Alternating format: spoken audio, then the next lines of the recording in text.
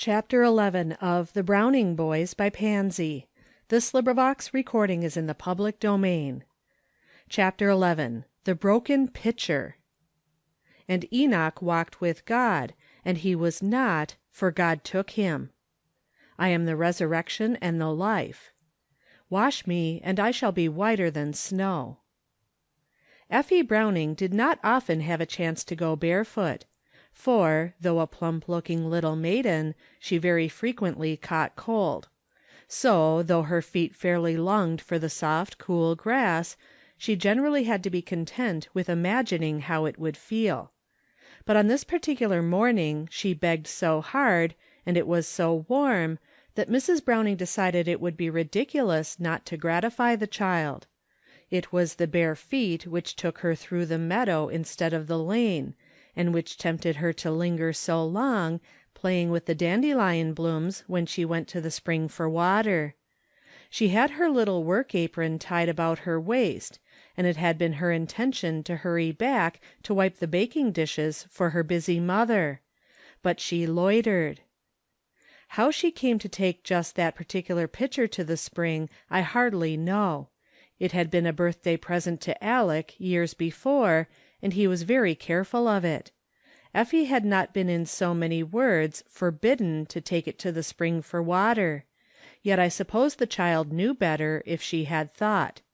Certainly the bare feet must be blamed for the fact that when the little maiden was at last ready to move on, instead of lifting her feet as shoes would certainly have done, she shuffled through the pretty grass, her eyes still on the dandelion, her lips puffed out to blow the downy thing whither it would. She shuffled them against the pitcher, and it rolled over and knocked its nose against a stone so small that you would not have thought a nose could have found it. But it did, and it broke itself, as noses to pitchers will if they get ever so small a chance. Then Effie hurried home, very sober-faced. Neither dandelions nor grasses caught her again. Her deeply sorrowful face ought to have calmed Aleck's displeasure when at noon he found out his loss. I think he would have been less vexed if things had gone right with him that morning. But it had been one of the days when none of his carefully laid plans worked well, and the last thing he had done with his form had been to tip it over just as he was ready to lock it, and of course the carefully set up type rolled about in wild glee, and made pie for him. In short, he was just ready to have no patience with Effie. "You are a naughty little girl," he said, in a more angry tone than Aleck often used. "I think you ought to be whipped." "Oh, Aleck," said the sorrowful little voice, "I did not mean to break it." "That is no excuse. Of course I know you did not do it on purpose, but you ought not to have touched my pitcher. A tin pail is the thing to take to the spring. You are always meddling with what you have no right to touch. I wish I had a cupboard where I could lock up my things from your fingers." "I am so sorry," murmured the sad little voice. "Oh, yes, I suppose that will put the nose back on my pitcher. The only thing I ever had given to me almost. And I have kept it ever since I was 7 years old, and now you must needs go and break it. I declare, I think you ought to be punished." Then Aleck went out and banged the door. Then Effie cried. I think she may have felt the hard words all the more because Aleck rarely spoke in that way, and was generally patient even with her meddlesome fingers. Down she went on the foot of her mother's bed, face forward, and cried until at last she reached the point where it seemed to her she could not stop crying. "Come," said Mrs. Browning, thinking it was quite time for her to interfere. "There is reason in all things. You have cried enough. See if it teaches you a lesson not to take the boys' things, though Aleck need not have been so cross about an accident." This last she spoke low, not thinking it wise for the little girl to hear. Effie rose slowly. "Put on your bonnet and take this basket down to the corner of Mr. Jacob's lane, so that he will see it when he comes by with his cows." Effie arose slowly and went out into the cool air. A brisk breeze was blowing, and it fanned her hot cheeks and cooled her blood. Cooled it a little too fast, indeed, though Effie did not think of that until she actually began to shiver. Then she made haste home. "I'm hot and I'm cold both at once," she said to her mother, "and my head aches, and I feel little shivers all over me, and queer little aches."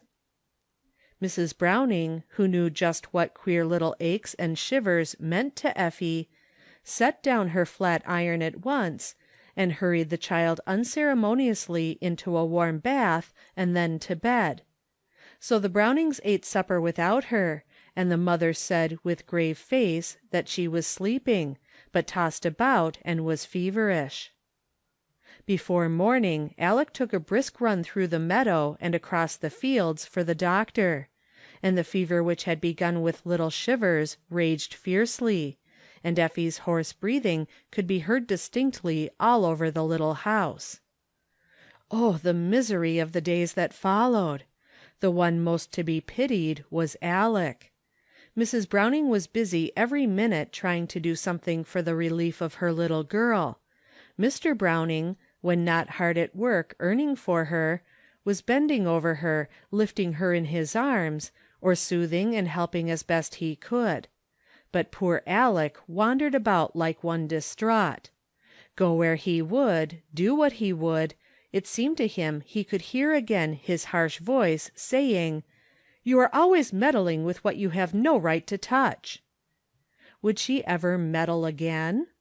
"I wish I had a cupboard where I could lock up my things from your fingers." Poor Aleck!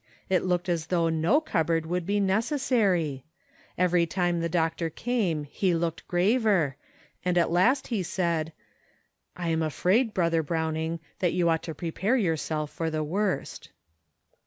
Aleck heard him, crouching as he was in a heap on the back door steps, waiting for what the doctor would say. Then it seemed to the boy as though he must die too.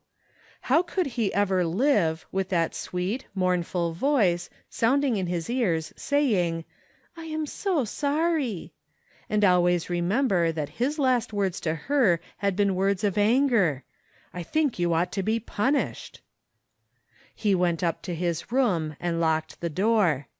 When Ben came knocking, he answered, "I can't let you in now. Leave me alone a little while, won't you?" "Yes," said Ben mournfully. "Only, Aleck, I wanted to tell you that she just roused up and looked at mother and smiled, and said over that verse which she was studying that last day, 'I am the resurrection and the life.'" Then Ben's voice broke into a sob, and he ran away. The verse stayed with Aleck, said itself over and over in his brain. God held life and death in his power. He could cure Effie even now, though the doctor had given her up. Aleck had been so angry and ashamed to think that his outburst to Effie and his miserable day generally had followed so fast on his resolve to be a soldier for Christ, that he had almost been ashamed to pray, except in the formal words which had been the habit of his childhood.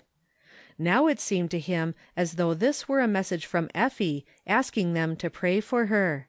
He dropped on his knees beside the bed, and cried out another verse which his memory brought to him just then, "Wash me, and I shall be whiter than snow."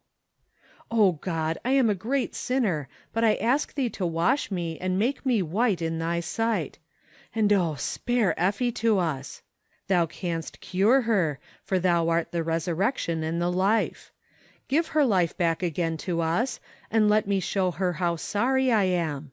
Oh God, don't take her to heaven yet, for Jesus' sake." Over and over again, the same thought was repeated, until at last Aleck arose, feeling more quiet than he had since Effie was taken ill. It was late, nearly 11 o'clock. He stole out softly, and listened at his mother's door. Ben was curled in a little heap on the old lounge. "Do you hear anything?" he asked, raising himself as Aleck stood listening. Yes, Aleck heard this. She breathes more quietly. Yes, and her skin seems to be a trifle moist. Aleck turned away, and came and knelt down by Ben. Yes, he said huskily, I heard father say that her breathing was not so bad. Oh, Ben, get down here and help me to pray.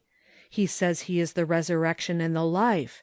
It would be just as easy for him to raise her, even though the doctor can't. And I feel as though she must not die, Ben, because I was so unkind to her that last time she could talk. Ben, let us ask God to raise her up, and I will try all my life to show him how glad and thankful I am." In the early morning the boys who had curled together on that lounge, and slept, and listened and prayed, and slept again, awoke to let in the doctor. "Well, poor fellows," he said as he saw their worn faces, "how have you got through the night?" "They keep real still in there," said Ben, "and we don't know what to think."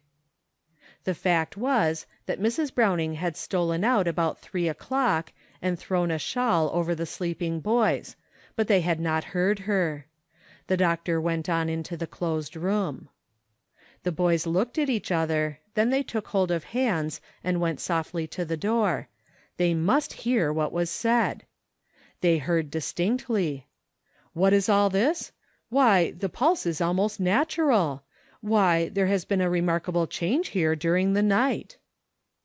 Then the listeners outside put their arms around each other's neck, and actually kissed one another, a thing they had been too old to do for several years. It was a happy home that day. Once, during the day, Aleck went away alone to thank God for his power and his loving kindness, and to ask him to keep his lips from ever saying another word to Effie that he should regret if she lay dying. End of chapter 11.